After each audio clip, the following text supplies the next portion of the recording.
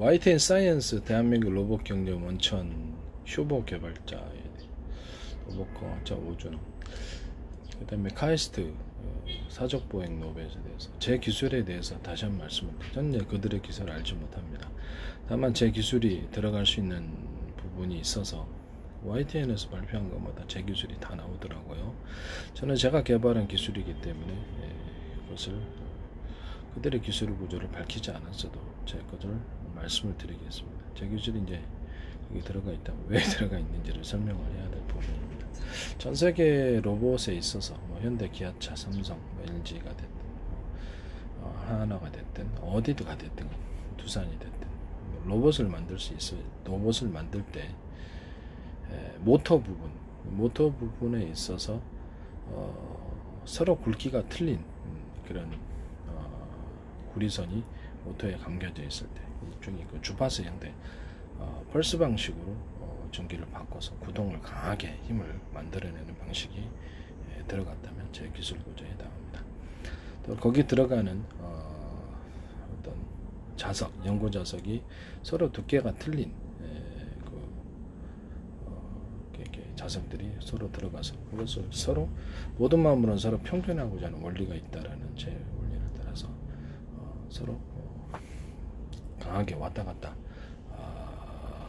좀 강력한 구동을 만들어낼 수 있는 강하게 교류한다는 거죠. 자석이 서로 틀리게 이제 자석의 크기를 틀리게 만들어주거나 두께를 틀리게 만들어주면 그것이 강하게 교류를 해서 에너지가 파워가 커지게 됩니다.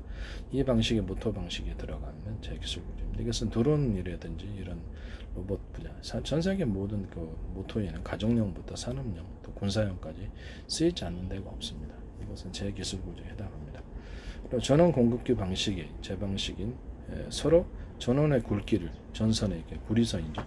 피복 안에 있는 구리선의 굵기를 틀리게 해서 전기를 배분하는 방식을 사용하거나 또는 전선의 피복 안에 동일한 두께의 구리선이 있다 그러면 이것을 다섯 개를 세 개를 하나로 이렇게 해서 변압 구조를 가져서 전력 양을 각각 틀리게 해서 공급하는 전원 공급기 방식을 사용하신다면 제 기술 구조에 해당합니다. 그 다음에 이제 제 방식의 병렬 방식인 배터리를 갖다가 이제 배터리를 통해서 전기를 공급받을 때 배터리가 보통 8개다 그러면 속도를 전기 자동차에서 쓰는 기술로서 제가 말씀을 드렸는데 속도를 갖다가 이렇게 별로 크게 안 낼 때는 전기 배터리 하나에서 받아 쓰고 속도를 약간 높일 때는 2개 또는 3개, 4개 여러 개에서 전력을 받아들여서 그 배터리는 각각 갖고 있는 전력의 양이 한계가 있으니까 여러 그룹으로부터 강하게 구동을 할 때 속도를 높일 때 여러 그룹으로부터 전력을 받아들인다는 거예요. 이거 받아들이기 위해서는 도로다 그러면 배터리가 이제 지선이라고 했을 때 도로에서 차량들이 지선에서 쏟아져 나올 때 큰 도로, 8차선 도로를 만들어서 그것을 수용하는 구조를 만들어주는 겁니다.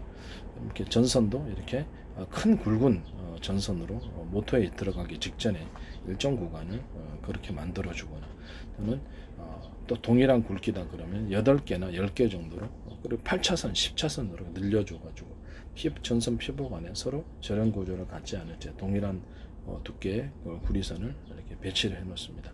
이렇게 되면 모든 전력을 작은 전력부터 큰 전력까지 다 수용할 수 있는 큰 도로가 만들어지는 거거든요. 그런 방식의 이제 병렬 방식을 여러 군데 배터리에서 쓰기 때문에 병렬 방식이라고 제가 부릅니다. 전 세계에서 인류 최초로 아마 개발했을 겁니다. 이것을 쓰신다면 제 기술 구조에 들어갑니다. 저는 그들의 기술을 알지 못해요. 드론 로봇부터 전기차와 모든 로봇들, 그 다음에 자율주행 차량과 모든 모든 거 다 들어갑니다. 가정용, 산업용, 군사용의 전기 양을 통제를 해서 전원 공급기 방식에서 틀리게 줌으로써 구동의 힘을 극대화시키는 거죠. 가령 전기 자동차가 그러면 그래서 변속기를 없애버리고 전력의 양만을 통제해서 저속, 중속, 중속, 고속을 만들어야 한다.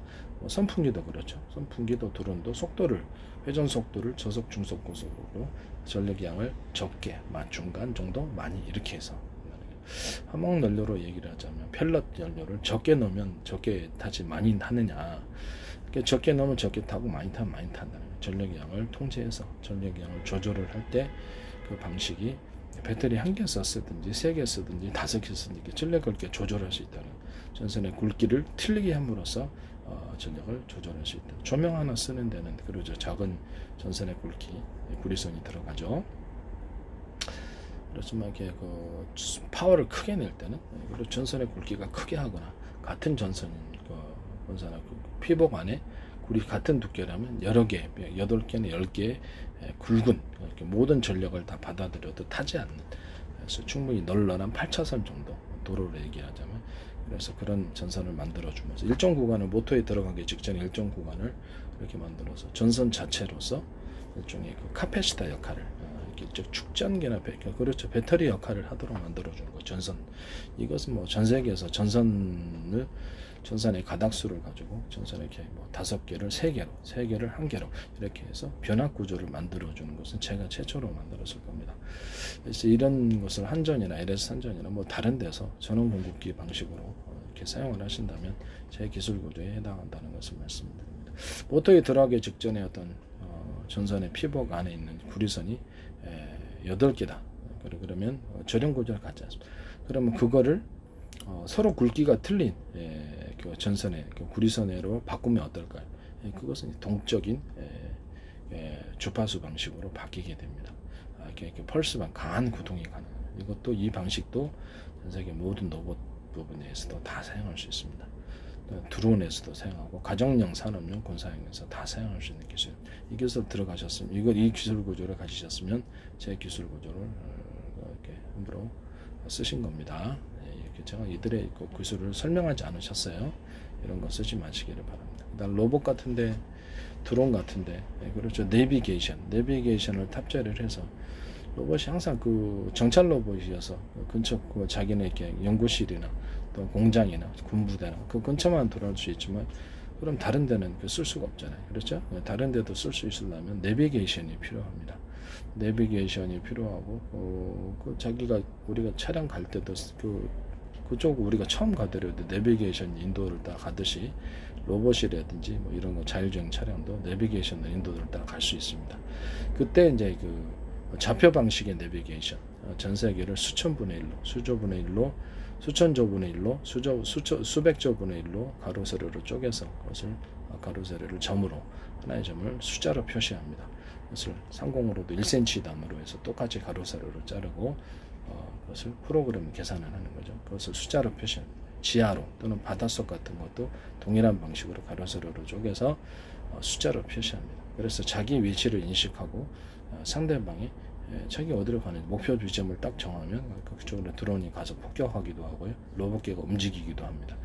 또는 이제 전파를 쏘는 방식이면 상대방의 전파를 갖다 오는 방식을, 상대방이 자동차가 온다, 상대방이 물체가 온다, 그러면 전파를 쏴가지고 박쥐가 초음파 쏘듯이 그렇죠, 일단 전파 방식 또는 적외선 방식, 레이저 방식 또는 초음파 방식, 다양한 방식이 있는데 그것을 쏴가지고 카메라하고 같이 비교하면서 오는 그 방향, 속도 뭐 이런 것들, 그 다음에 우리가 서로 간의 거리, 이런 것들을 측정하고 높이도 측정할 수 있습니다. 드론 같은 데는 비행체에서는 요격을 할 수가 있고요. 그 방식으로 전파를 여러 군데 쏘는 거죠. 그 전파를 그 비행체가 올 거리를 올 수 있는 동서남북 방향을 미리 쏜다는 거죠.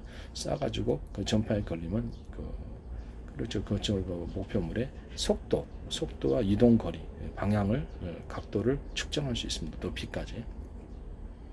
그래서 그걸 이제 미리 요격을 하는 거죠. 뭘 요격을 하든지 요격을 할 수 있습니다. 요격 방식도 예사리에다도 아마 다 이 방식으로 모든 전투기도 아마 이걸 쓸 겁니다. 이것은 그 차세대 GPS를 대신할, 인공위성이 떨어지면 GPS 정보 제공 못 하잖아요.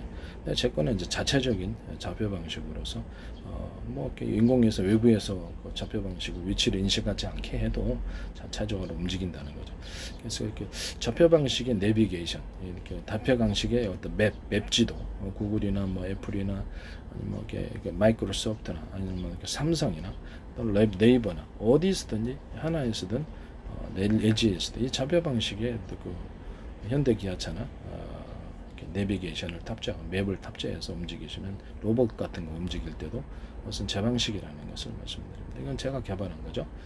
그것은 어떤 한 공장, 어느 하나의 공장이나 가정 안에서 좌표를 이렇게 높이, 가로세 높이를 측정해서 좌표를 짜주는 그런 프로그램이 들어갈 수도 있습니다. 그런 프로그램도 제 방식입니다. 휴대폰 안에서도 그 가로세로 그 공간을 좌표 방식으로 측정해서 휴대폰 안에서도 가능하다.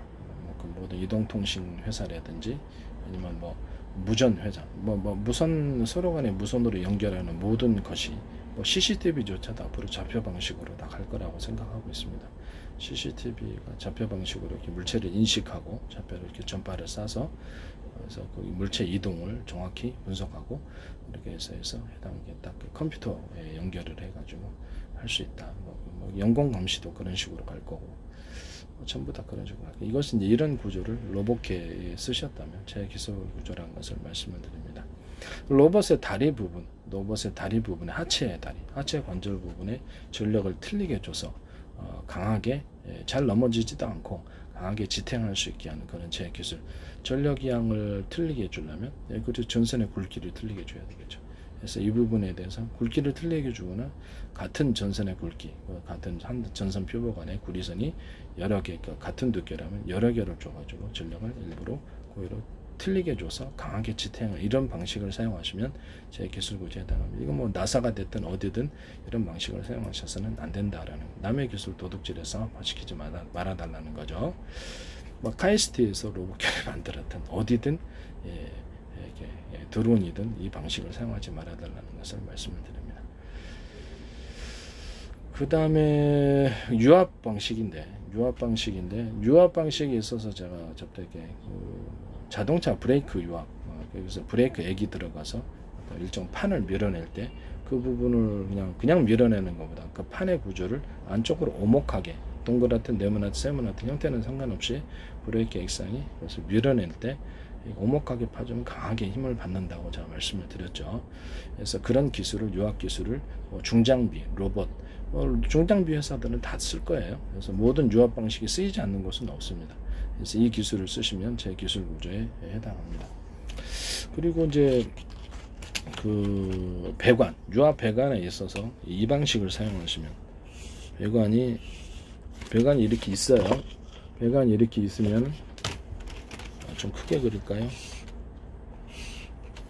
배관이 이렇게 있다면 이 밖에를 대나무 매듭 구조로 이렇게 원형 배관이라고 합시다. 대나무 동그란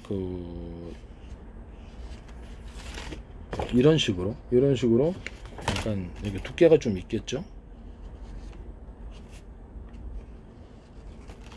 이런 식으로 해서 밖에다가 이게 링 같은 것을 이렇게 대나무 매듭 구조식으로 주면 이게 압력이 세집니다. 관을 특정 부분을 압력을 형성해 주는 거예요.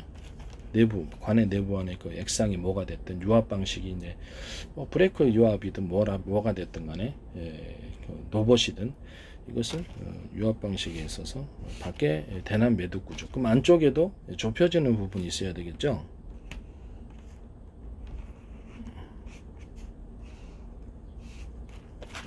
안쪽에도 이렇게 좁혀가지고 일정 부분 압력을 높여주는 이런 방식을 해서 유압이 그것을 너무 안쪽을 갖다가 두드러지게 이렇게 해버리면 그렇죠. 좀 그 내구성이 좀 지장이 생기니까 살짝만 안쪽으로 오목하게 들어가서 액상 이 배관을 통과할 때 강한 압력을 형성하는 거예요. 그러니까 밖에서 대나무 매듭 구조로 링처럼 네모나게 만들어도 상관없어요. 모양과 디자인이 아니라 저 기술 구조 밖에서 이런 대나무 매듭 구조처럼 이렇게 매듭을 만들어주면 그것이 압력이 형성되고 내부 안에서 좁혀지는 이런 구간을 통해서 유압이 형성되는 거죠. 이런 기술을 쓰시면은 제 기술 구조에 해당합니다. 제가 어떻게 이들의 회사의 기술을 알겠습니까? 그죠?